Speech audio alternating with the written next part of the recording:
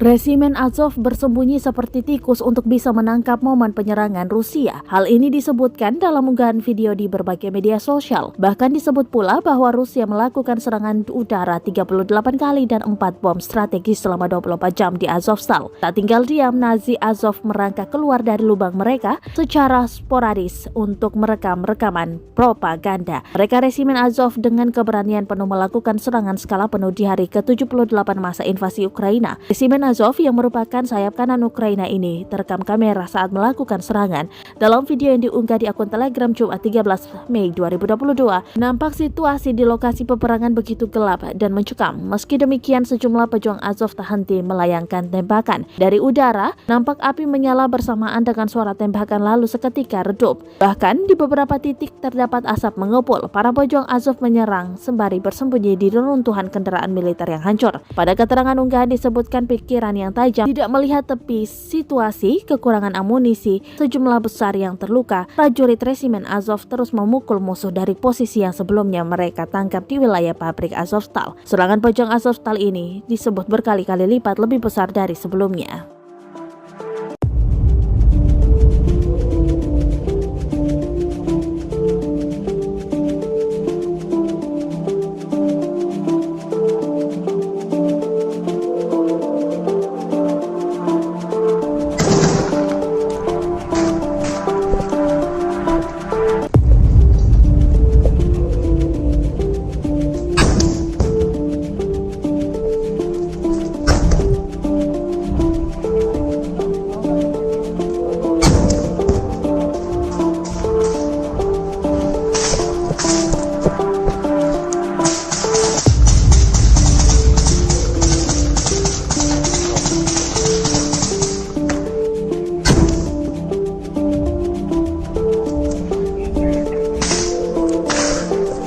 Все, забирай РП.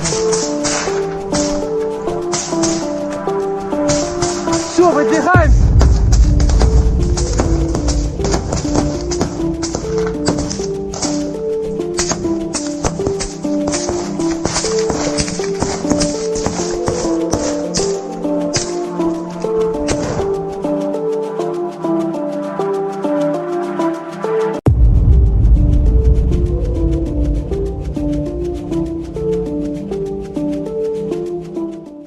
Terima kasih sudah nonton.